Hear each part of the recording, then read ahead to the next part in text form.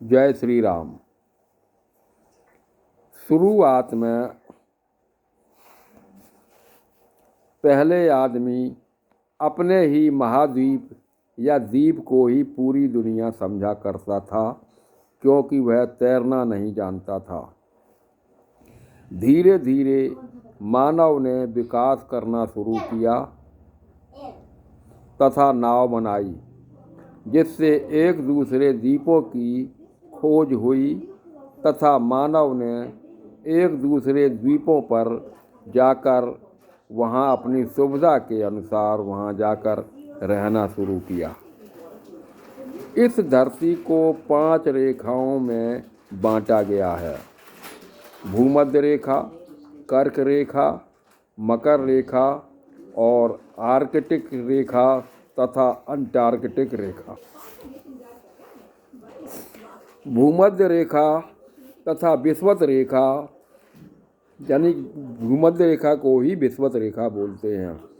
भूमध्य रेखा पृथ्वी के बिल्कुल बीच में है। कर्क रेखा और मकर रेखा भूमध्य रेखा के उत्तर तथा दक्षिण में स्थित हैं तथा आर्कटिक तथा अंटार्कटिक रेखाएं विषुवत रेखा से और ज़्यादा दूरी पर हैं।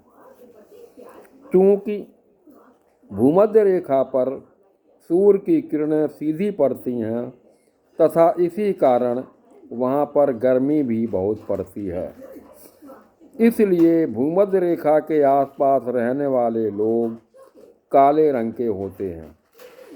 उसी प्रकार कर्क रेखा और मकर रेखा पर रहने वाले लोग सूर्य से थोड़ी ज़्यादा दूरी होने के कारण सांवले तथा गेहुए रंग के होते हैं तथा आर्कटिक और अंटार्कटिक रेखा के आसपास रहने वाले लोग सूर्य से थोड़ी और ज़्यादा दूरी होने के कारण ज़्यादा ही गोरे होते हैं। मतलब साफ है कि जो इंसान भूमध्य रेखा से जितनी ज़्यादा दूरी पर रहता है वह उतना ही ज़्यादा गोरा होता है तथा यह वर्ण उसके डीएनए में बस जाता है तथा इंसान का डीएनए इतनी आसानी से नहीं बदलता, लेकिन धीरे धीरे इसमें भी बदलाव होता रहता है। पहले के समय में देश तो होते थे, लेकिन इंसान को एक देश से दूसरे देश में रहने तथा आने जाने में कोई भी रोक टोक नहीं थी। इंसान अपनी सुविधा के अनुसार जिस मर्जी देश में जहाँ उसे सुविधा मिलती थी उस वहाँ रहने लगता था तथा किसी भी प्रकार की बंदिश नहीं हुआ करती थी। इसीलिए आज के समय में गोरे, काले तथा सांवले रंग के लोग एक ही शहर में मिल जाते हैं, लेकिन यह प्रक्रिया इतने धीरे धीरे हुई कि सब एक दूसरे में रच बस गए। चूँकि भारत और चीन में इंसानों के रहने के लिए वातावरण बहुत ही अनुकूल था, क्योंकि यहाँ पर समुद्र भी थे, नदियाँ भी थी, पहाड़ भी थे, बरसात भी थे, पहाड़ों पर बर्फ़ भी थे, बहुत मनोहारी दृश्य था।